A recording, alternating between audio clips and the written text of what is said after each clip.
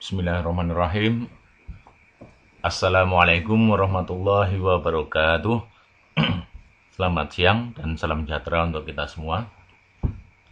Baiklah para siswa sekalian, sebelum kita memulai pelajaran pada hari ini, marilah kita berdoa menurut agama dan kepercayaan kita masing-masing. Berdoa, mulai. Selesai? Baiklah para siswa sekalian, sebelum kita lebih jauh untuk memulai pelajaran ini, marilah kita selalu mengikuti anjuran pemerintah untuk mentaati protokol kesehatan, karena masa ini adalah masa pandemi yang masih belum berakhir, bahkan ini adalah varian baru yang justru malah lebih berbahaya. Untuk itu selalu kita harus mengikuti protokol kesehatan yang telah ditetapkan oleh pemerintah. Mudah-mudahan kita selalu sehat dan terhindar dari bahaya corona yang sedang melanda di negara kita dan negara-negara yang lain. Baiklah, kalau pertemuan yang minggu yang lalu telah kita bahas tentang sistem informasi akuntansi sebagai sistem informasi yang penggunaannya apa itu akuntansi dan gunanya informasi akuntansi untuk apa sudah saya jelaskan pada minggu kemarin. Nah, untuk itu kita jelaskan berikutnya yang akan kita bahas adalah di bab 2 ini, persamaan dasar akuntansi. Di dalam persamaan dasar akuntansi itu yang akan kita bahas nanti adalah yang pertama adalah konsep persamaan dasar akuntansi itu seperti apa. Yang kedua nanti analisis transaksinya sekaligus bagaimana mencatat dalam persamaan dasar akuntansi. Oke, langsung aja kita mulai dari konsep persamaan dasar akuntansi. Persamaan dasar akuntansi itu dirumuskan aset sama dengan kewajiban ditambah ekuitas.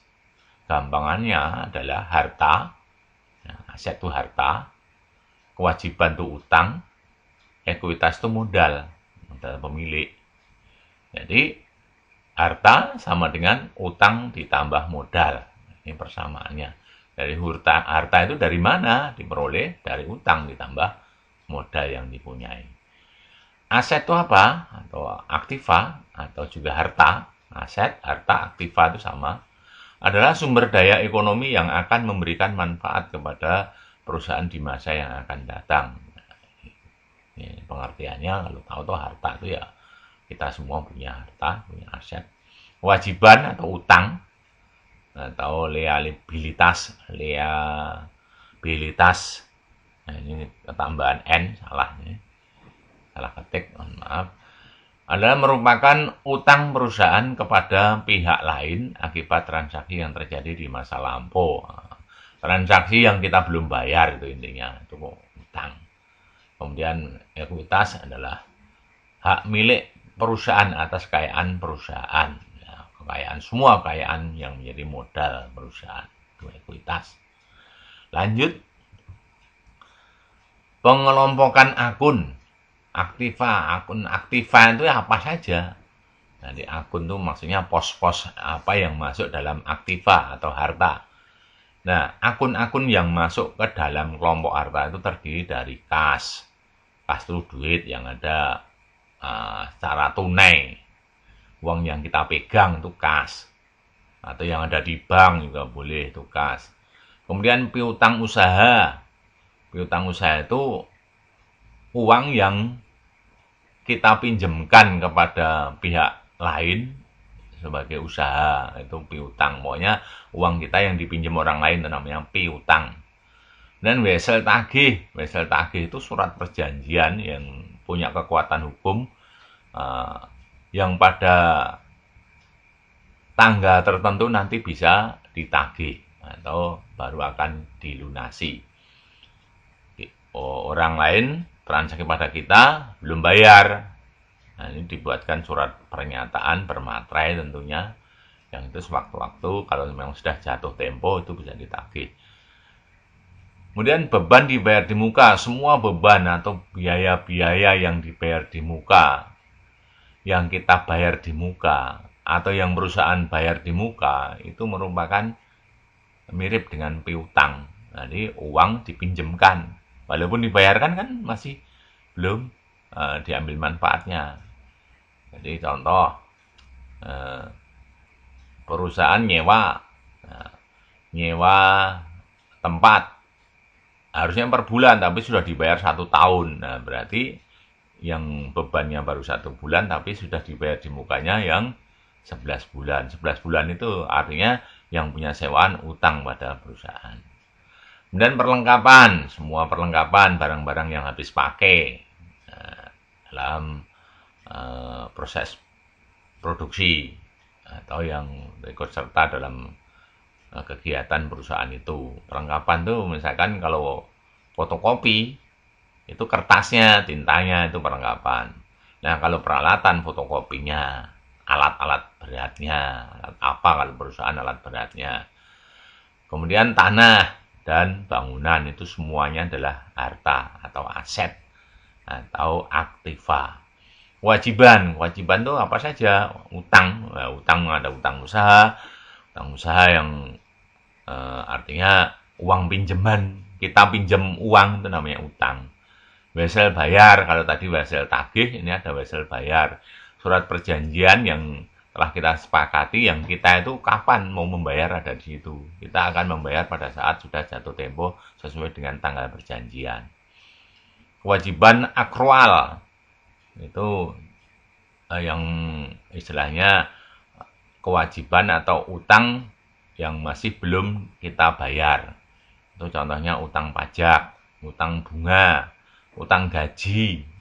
Karyawan kita sudah kerja tapi gajiannya masih nanti, termasuk utang gaji. Utang yang masih akan kita bayar. Itu namanya kewajiban atau utang akrual. Ekuitas atau modal pemilik. Itu nanti terdiri dari modal, prive, pendapatan, dan beban. Ini semuanya akan berpengaruh pada modal. Nah, bagaimana cara kita menganalisisnya? Nah, ini hanya potongan saja. Ini semua yang berpengaruh pada modal itu apa?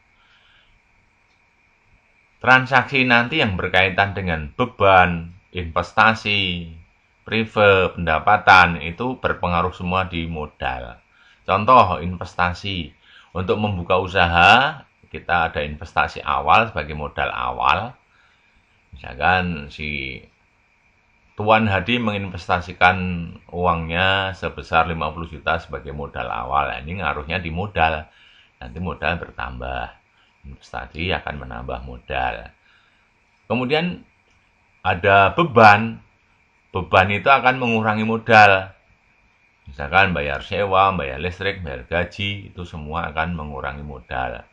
Nah, sebagai imbal baliknya nanti kalau ada pendapatan, itu menambah modal. Pendapatan usaha. Contoh salon ada jasa salon, bengkel ada jasa bengkel, fotokopi ada jasa fotokopi. Itu semua akan memperoleh tambahan hasil yang akan menambah modal. Kemudian prive, kebalikannya, ada pendapatan masuk, ada prive. Prive itu adalah penggunaan uang untuk kepentingan pribadi. Pengambilan uang untuk kepentingan pribadi dinamakan prive. Nah, itu tentunya akan mengurangi modal. Nah, ini mudah-mudahan jelas ya. Jadi semua transaksi keempat-empatnya ini akan berpengaruh pada pertambahan dan pengurangan modal.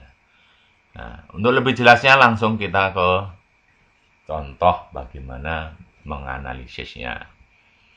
Contoh, selama bulan Juni, ini Nyonya Rokisa ini mendirikan atau mengadakan usaha salon yang transaksinya selama bulan Juni kemarin tahun 2001 itu contohnya sebagai berikut.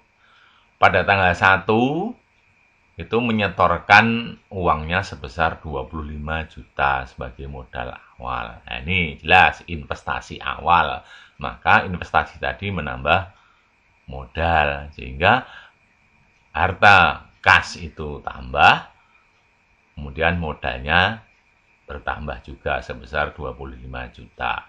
Jadi pengaruhnya di kas dan modal. bertambah. Tanggal 2, membeli peralatan salon secara tunai. Karena membeli peralatan berarti bertambah, entah dibayar apa belum. Nah, kebetulan ini tunai 5 juta, berarti peralatan bertambah 5 juta. Karena membeli berarti kasnya juga berkurang 5 juta. Dari 25 tadi kurang 5 juta. Untuk apa? Untuk beli peralatan salon. Hilang duit tapi alatnya tambah. Nah, itu. Tanggal 5 Juni, nah, itu membeli perlengkapan salon secara kredit.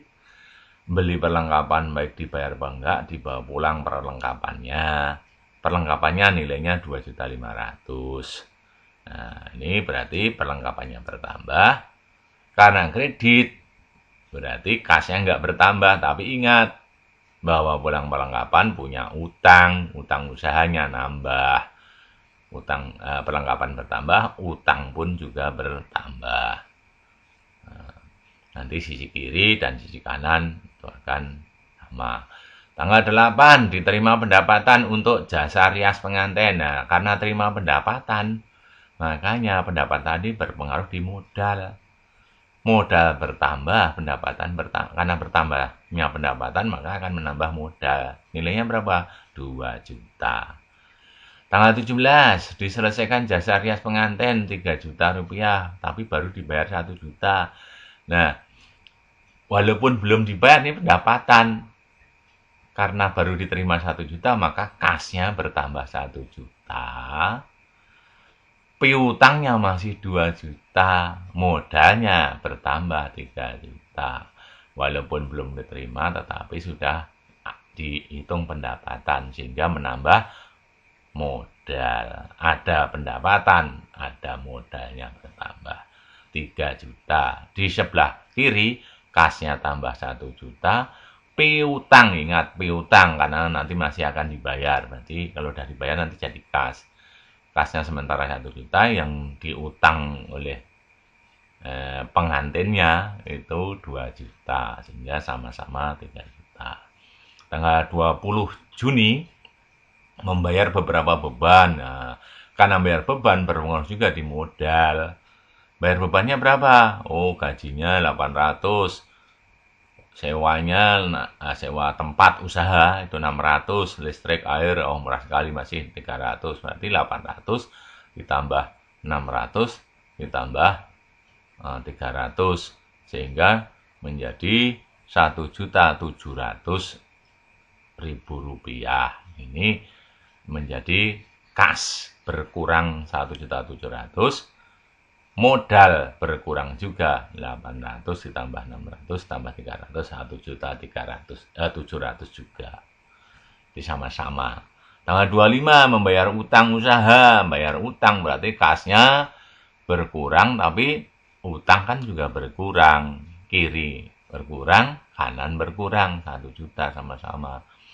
Tanggal 27, menerima pelunasan piutang 2 juta, berarti yang 2 juta masih diutang tadi, di tanggal ini tadi, ini dibayar, maka terima 2 juta. Nah, 2 jutanya ini loh masih sisa. Mohon maaf yang ini, yang tanggal 17. Sisanya kan 2 juta dibayar ini. Nah, kasnya jadi tambah 2 juta. Kas bertambah 2 juta, piutangnya berkurang 2 juta. Jadi sisi kiri semua masih kas sama piutang. Tanggal 30, menarik sebagian uang kas 500.000 untuk kepentingan pribadi. Nah, prive tadi mengurangi mengurangi modal. Jadi modal berkurang, kas pun juga berkurang. Nah, lengkapnya ini silahkan dipahami tadi. Oh, dari tanggal 1 tadi ini kas, pengaruhnya sama modal.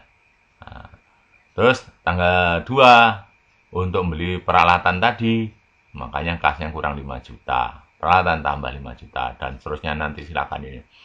Tanggal 5 ada transaksi beli perlengkapan, tapi kredit, perlengkapan bertambah, utangnya juga bertambah. Nih yang 2.500.000, batasnya ini. Jadi aset sama dengan utang ditambah modal. Aset terdiri dari kas, piutang usaha, perlengkapan peralatan. Kemudian yang di sini pasifanya atau liabilitas kewajiban ditambah modalnya itu terdiri dari utang usaha sama modal Rokisa. Jadi ini saluran Rokisa persamaan dasar akuntansi per 30 Juni nanti kalau kalian baca lengkap menjadi seperti ini. Jadi tanggalnya tadi 1, 2, 5 ini transaksinya. Kemudian yang ini kalkulasinya. Sehingga ini tetap bertahan 20 juta. Tadi kan 25 juta dipakai belanja 5 juta. 20 juta ditambah 5 juta tetap 25 juta. Jadi yang kalkulasi ini tetap sama. Yang ini 22 juta ditambah 2 juta 500 ditambah 5 juta. Ini sama dengan 2.500 tambah 27 juta. Nah, ini sama terus. Sampai ke bawah ini juga sama.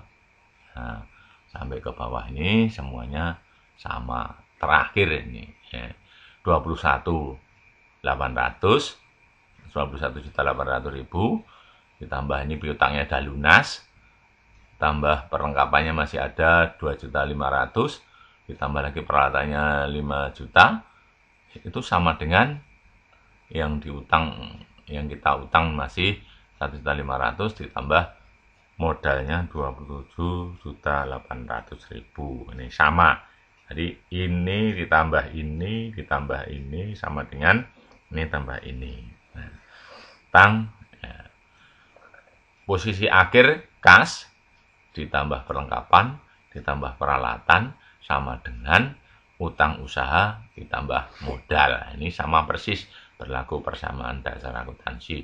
Silakan ini nanti terutama yang soal sama penyelesaiannya itu dipindah ke dalam catatan kemudian dipahami, ya, dipahami. Semuanya dimasukkan di catatan supaya nggak hilang. Nah, nanti kemudian difoto, dikirimkan di classroom ya. Sekali lagi kalau bisa di classroom kirimnya, jangan sampai hilang. Nah, nanti untuk bukti akhir catatannya dikumpul pada saat akhir semester. Demikian, mudah-mudahan menjadi pemahaman. Nanti kalau nggak paham bisa ditanyakan lewat WA pribadi. Sekian, kurang lebihnya mohon maaf. Saya akhiri. Assalamualaikum warahmatullahi wabarakatuh.